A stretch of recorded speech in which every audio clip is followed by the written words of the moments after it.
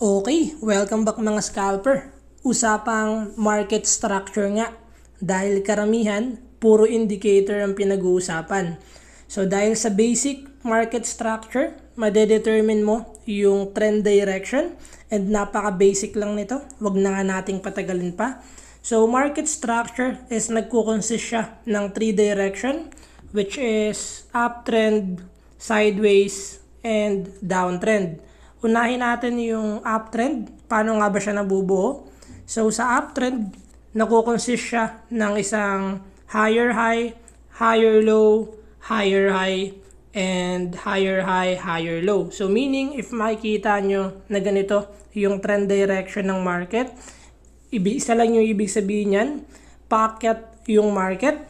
So napaka-basic lang kung makikita nyo yung previous high niya, ginawa niya lang support pag na-break. And then, pag na-break niya ulit yung high niya, magiging support.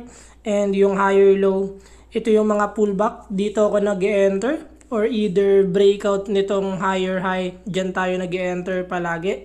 Isa yan sa mga titingnan nyo. Second is downtrend. Meaning, nabubuo siya by using lower high and lower low. So, pag na-break yung lower low, meaning nagbubuo siya ng another lower low, and pwede kayong mag-enter sa lower high as pullback or breakout ng lower low para bumagsak ulit yung trend. And yun, napakadali lang yan. And lastly is yung sideways. So if makikita nyo yung sideways, meaning nauuntog lang siya sa support and resistance, and yung breakout nun ay yung iti-trade natin. So i-relate natin yung market structure na to kay BTC. Paano natin ma-determine? BTC, weekly time frame. So, meron siyang market structure. Kung makikita nyo, meron tayong sideways, meron tayong uptrend, and meron tayong downtrend which is lower high, and meron ulit tayong sideways. So, ganito yung nangyari. Kung makikita nyo, nag-sideways yung BTC dito and na-break niya yung support, yung resistance. So, nag-consist siya ng higher low, higher low, higher low. And mas marami pang higher low yan sa lower time frame.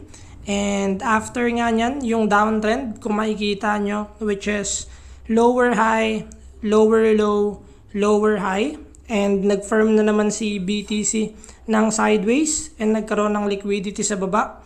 And yun nga, nabasag pa rin ni BTC yung resistance dito.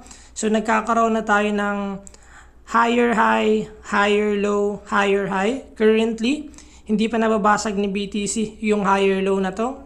Meaning, nasa uptrend pa rin yung direction ng market natin, which is higher low. Ito yung mga isa nyo sa mga titingnan sa market for you to easily determine the market structure. Hindi yung lagi kayong nakafocus sa indicator. I highly recommend to go back sa basic pa din, which is yung market structure, to easily determine the trend direction. And sana nakatulong.